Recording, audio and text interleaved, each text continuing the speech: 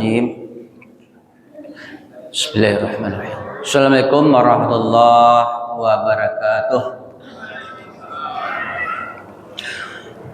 Alhamdulillahirabbil alamin. Wa bihi nasta'in ala umuri dunya waddin. Asyhadu an la ilaha illallah wahdahu la syarikalah wa asyhadu anna Muhammadan abduhu wa rasuluhu nabiyyan ba'da. Allahumma sholli ala sayyidina Muhammad wa ala alihi wa sahbihi wa barik wasallam. Ittaqullaha mastata'tum. Qala Allah Ta'ala fil Qur'anil Karim. A'udzubillahi minasyaitonir rajim. Bismillahirrahmanirrahim. Wa laqad ahlaknal quruna min qablikum lamma zalamu wa ja'ashum rusuluhum bil bayyinas wa ma kanu liyu'minu kadzalika najzil qaumal mujrimin. Syaraqallahul azim. Bapak dan Ibu sekalian yang dirahmati Allah, puji dan syukur alhamdulillah senantiasa kita ucapkan kepada Allah Subhanahu wa taala. Allah selalu memberikan kita bimbingan dan petunjuk serta hidayah, sehingga Allah selalu menguatkan kita untuk bisa hadir pada subuh yang penuh berkah ini dalam suasana cuaca yang sangat dingin, sehingga kita bisa bertemu di masjid yang indah ini dalam rangka melaksanakan salat subuh berjamaah. Mudah-mudahan segala aktivitas ibadah yang kita perbuat hari ini mulai dari rumah sampai ke sini dibalas oleh Allah dengan pahala yang berlipat ganda. Amin amin ya rabbal alamin. Kemudian dari itu salawat beserta salam kita bermohon kepada Allah. Semoga segala bacaan salawat yang kita baca tercurah buat junjungan alam yakni Nabi kita Muhammad sallallahu alaihi wasallam. Allahumma shalli ala sayyidina Muhammad wa ala sayyidina Muhammad. Bapak dan Ibu sidang jamaah subuh yang dirahmati Allah. Pada kesempatan singkat ini, judul siraman rohani kita pada pagi ini, maksiat merajalela, azab datang tiba-tiba. Firman Allah dalam surat Yunus ayat 13 yang dibacakan tadi, yang artinya sungguh kami telah membinasakan umat-umat sebelum kamu ketika mereka berbuat zalim. Padahal para rasul mereka telah datang memberikan keterangan, tapi mereka tidak mau beriman. Demikianlah kami memberikan balasan pada orang yang berbuat dosa. Bapak dan Ibu sekalian jemaah subuh yang dirahmati Allah, kita ulang-ulang Bapak dan Ibu, yaitu cerita salah seorang Nabi Allah, yaitu Nabi Lut alaihissalam. Yang mana Nabi Lut ini adalah kemenakan dari Nabi Ibrahim. Ketika Nabi Ibrahim bersama Nabi Lut berangkat menuju Palestina, lalu di Palestina itu mereka berpisah. Lalu Nabi Lut menuju ke sebuah kampung yang bernama Sodom. Yang mana di penduduk ini kenapa diutus oleh Allah? Penduduk Sodom ini maksiatnya luar biasa, malahan melebihi daripada hewan. Maka diutuslah Nabi Lut alaihissalam. Sebab yang ia lakukan itu induk dari segala macam kejahatan. Berjudi, berzina, merampok, membunuh, itu biasa mereka lakukan. Yang lebih keji yang ia lakukan Bapak dan Ibu sidang jemaah subhanahu Allah, yaitu yang mereka itu kawin sesama sejenis. Bapak dan Ibu sidang jemaah subhanahu Allah. Jadi kaum Sodom itu, laki-laki itu suka untuk melampiaskan nafsunya kepada sesama laki-laki. Pada sisi lain banyak yang terancam, termasuk anak Nabi Lut alaihissalam. Sampaikan oleh Nabi Lut, kenapa engkau melampiaskan nafsu kamu kepada sesama jenis kamu? Padahal perempuan lain banyak, anakku juga cantik-cantik, tapi mereka tidak tertarik. Bapak Ibu sidang jemaah subhanallah. Itu yang terjadi. Jadi karena laki-laki tadi melampiaskan nafsunya sama laki-laki, lalu perusia Bapak Ibu, balol cara awak leka. Apa-apa sama apa-apa tu, awak buat lah mereka. Jadi akhirnya yang perempuan sama pula dengan perempuan. Bapak Ibu sidang jemaah subhanallah. Itu yang terjadi. Selalu diperingatkan oleh Nabi Lut. Mereka tidak menghiraukan. Mereka tidak tertarik ke lawan jenisnya, tapi sesama jenis. Nah, itu anehnya umat Nabi Lut. Diperingatkan terus oleh Nabi Lut, diberikan ajaran, diberikan petunjuk bahwa ini salah, dilarang Allah. Kalau Allah tak kau taruis laki-laki sama laki-laki, tentu manusia ini akan habis. Makanya dilarang oleh Allah perbuatan seperti itu. Malahan Nabi Lut ini diancam untuk diusir. Seakan-akan kata mereka itu, engkau yang suci. Bapak Ibu sidang jemaah subhanallah. Jadi Bapak Ibu sidang jemaah yang dirahmati Allah, begitu maksiat, kezaliman dilakukan oleh kaum Sodom tadi, sebelum Allah mendatangkan azab, diutus Allah oleh 2 orang malaikat. Itu kepada umat-umat sebelum Nabi Muhammad Bapak Ibu. Diutus seorang pemuda, itu malaikat, melihat dari dekat dan datang untuk menyelamatkan Nabi Lut alaihissalam. Jadi Nabi Lut sudah kewalahan, ya Allah, tidak mau mereka diberi petunjuk, ya Allah. Mereka tetap melakukan, melampiaskan hawa nafsunya sesama jenis. Lalu Bapak Ibu sidang jemaah subhanallah Allah, menjelang waktu subuh datang, Nabi Lut dengan pemuda tadi, termasuk anaknya, termasuk pengikut-pengikutnya yang beriman, berangkat meninggalkan kampung Sodom itu. Lalu Allah memberikan azab, kampung Sodom tadi dijungkir balikkan oleh Allah.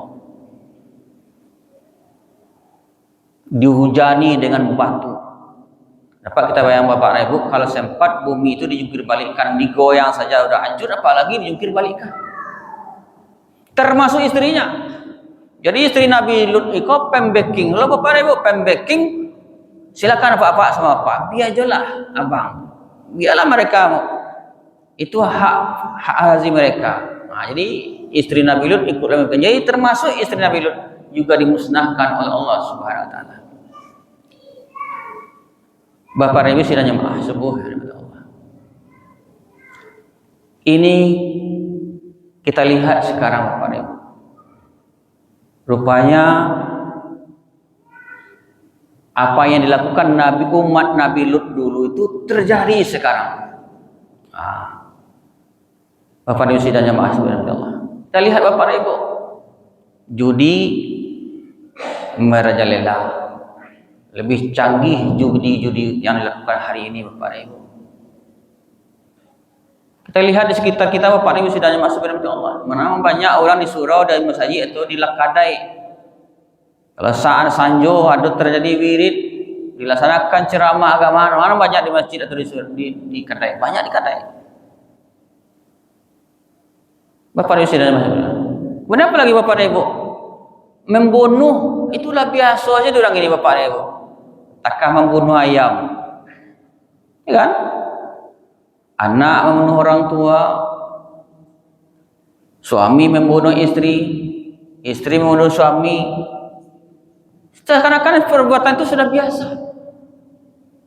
Nah, Kalau terjadi perbuatan itu sudah telah dilakukan, mudah aja mengatakan dia menyesal. Bapak Ibu, Bapak Ibu sidang jemaah subhanahu wa ta'ala. Maksiat berarti zina itu Bapak Ibu sidang jemaah subhanahu wa ta'ala. Bukan ditampai awak kau ndak ado. Kan ada tuh Bapak Ibu kita lihat. Adalah seorang laki-laki menggilirkan rumah-rumah dan adu-adu jando. Adu tuh Bapak Ibu. Pulangnya lah pagi saja rupanya lah adu rumah-rumah yang tertentu yang dikunjungi. Bukan sebenarnya mas, cuma awak saya nak tahu. Ya, kok kedapatan bana Bapak Ibu sidang masuk kepada Allah. Perbuatan maksiat itu, perbuatan zina itu malah ada open backingnya. Ya, siapa yang lain Bapak Ibu sidang masuk kepada Allah. Kalau orang-orang biasa saja melakukan. Dulu sempat dia melakukan apa-apa, atau ada ditangkap. Ya, ada tempat Bapak Ibu. Dua orang pemuda, sepasang pemuda-pemudi, ini baru duduk-duduk saja berdua, ditangkap, diagih sanksi, dia dan segala macam. Iko yang sudah berzina, orang yang lah punya istri, orang yang lah bersuami berzina, tangkap. Ya paling-paling masuk muka keluar belakang. Ya harusnya Bapak Ibu sidang jemaah subhanahu wa ta'ala, dia agih sanksi lah. Itu makanya dalam agama Bapak Ibu sidang jemaah subhanahu wa ta'ala, orang yang berzina yang sudah berkeluarga, hukumnya dirajam.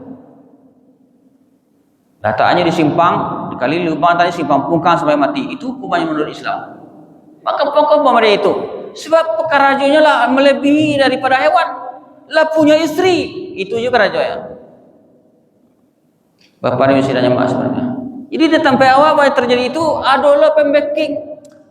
Sangan awak. Ini kan kalau bahasa no. Ya, paling-palingnya dia dando 10 sak semen selesai. Harusnya kan diusir. Makanya Bapak Ibu sidang jemaah subhanahu wa ta'ala, maksiat di kampung awak tu yang ndak jerak sebab ndak ada hukuman yang membuatnya jerak. Tak, makanya berjalanlah. Bapak Ibu sidang jemaah subhanahu wa ta'ala, ya kan? Malahan ada yang patang-patang ke Bapak Ibu, seorang ayah mambi anaknya jadi istri. Dah, dari SD anaknya. Malahan orang yang terpandang lo ayah lain. Ya Bapak Ibu sidang jemaah subhanahu wa ta'ala. Nah, kemudian setelah terjadi diperiksa ke dokter. Rupanya dokter ini melindungi lo perbuatan salah seorang bapak tadi. Nah, kan gitulah Bapak Ibu, kan berarti yang perbuatan salah itu dibacking. Dibawa jauh-jauh. Ya kan? Ditanya di tempat yang jauh tu, apaknya kok apaknya upaya merantau. Orang ini apaknya? Bapak Ibu sidang jemaah subhanahu wa ta'ala. Kemudian Bapak Ibu sidang jemaah subhanahu wa ta'ala, seperti yang dilakukan oleh umat Nabi Lut tadi, apakah tidak ada? Tapi ada. Laki-laki sama laki-laki sukanya. Polusi sama polusi. Ada Bapak Ibu. Ada sampai Bapak Ibu. Seorang ayah mau jodohan anaknya Bapak Ibu. Anakku rancak dapat pasangannya. Di waktu malam pertamanya yang suaminya kok hilang. Ya, di waktu hari pestanya lihat do. Di waktu malam pertama hilang. Banyak cerita dikatakan orang suami engkau tu kerajaan. Ya, disampaikannya nya percaya dah. Malu. Ketika disampai dicari, sampai di kota Padang tu Bapak Ibu. Rupanya di kota Padang tu adalah kelompok di sini lelaki sama lelaki. Bertamu lah di situ minantu yang tadi. Astagfirullahaladzim. Rupanya nak sukunya ke perusi rancak dah, sukunya ke lelaki nang ganteng. Ya Bapak Ibu, perusi dulu bukan Bapak Ibu. Tak, ada perusi sama perusi. Ini bersuami tapi ini raun-raun jalan-jalan sama kawannya sendiri. Ya, tertariknya kepada sesama jenis daripada suaminya. Gitu jadi Bapak Ibu sidang jamaah sekalian. Jadi bukan tidak ada. Bapak Ibu sidang jamaah sekalian. Jadi begitulah kita berada di akhir zaman, macam-macam maksiat-maksiat itu terjadi. Ya. Sebab kenapa Bapak Ibu sidang jamaah? Sebab tidak ada hukuman yang membuatnya jerak, makanya begitu bebas maksiat itu dilakukan manusia. Bapak Ibu sidang jamaah sekalian. Apakah mereka itu tidak tahu? Tahu. Apakah mereka itu tidak tahu dengan agama? Tahu dia. Itu salah. Tapi gitulah Bapak Ibu sidang jamaah sekalian Allah. Mereka suka perbuatan-perbuatan yang dilarang oleh Allah. Kalau masa umat sebelum umat Nabi Muhammad, kalau Allah memberikan azab tadi, dia give peringatan dulu. Diutus seperti umat Nabi Lut tadi. Tapi kalau Bapak Rasulullah SAW Allah tiba di umat Nabi Muhammad, tidak seperti itulah Bapak Ibu. Ya, kan ada seperti itu Bapak Ibu. Waktunya berbuat zalim, datang musibah Allah langsung. Azab Allah tidak. Ditangguhkan Allah. Itu umat Nabi Muhammad Bapak Ibu. Ketika umat Muhammad membuat perbuatan salah, perbuatan maksiat, ditangguhkan Allah hukumannya. Bukan dari azab oleh Allah, diazab oleh Allah. Tapi secara tiba-tiba Allah memberikan azab. Bapak Ibu sidang masuk kan Bapak Ibu. Kenapa terjadi maksiat? Kenapa terjadi azab musibah yang diberikan Allah itu maksiat itu sudah merajalela. Mereka tidak lagi patuh kepada perintah Allah Subhanahu wa taala. Mereka memperturutkan kehendak Allah semua. Bapak Ibu sidang jamaah subhanahu wa ta'ala, azab Allah itu datang tiba-tiba. Nah, ya Bapak Ibu sidang jamaah subhanahu wa ta'ala. Enggak, apakah mereka tidak ada ilmu? Ada. Apakah mereka tidak mendengarkan ceramah? Dengar. Tapi begitulah Bapak Ibu, akhir zaman ini orang menjelaskan bangga dia melakukan perbuatan-perbuatan maksiat itu. Bapak Ibu sidang jamaah subhanahu wa ta'ala. Dia artinya Bapak Ibu, umat Nabi Lut akhir zaman ini muncul kembali. Jadi kita khawatirkan Bapak Ibu sidang jamaah subhanahu wa ta'ala akan datang pula azab Allah seperti azab umat Nabi Lut.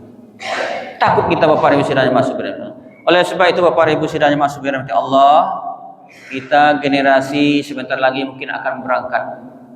Yang kita khawatirkan anak cucu generasi kita di belakang. Mari kita perkuat mereka dengan iman, dengan akidah, diberikan dia ilmu-ilmu agama. Dekatkan dia dengan Allah, dekatkan dia dengan Al-Quran.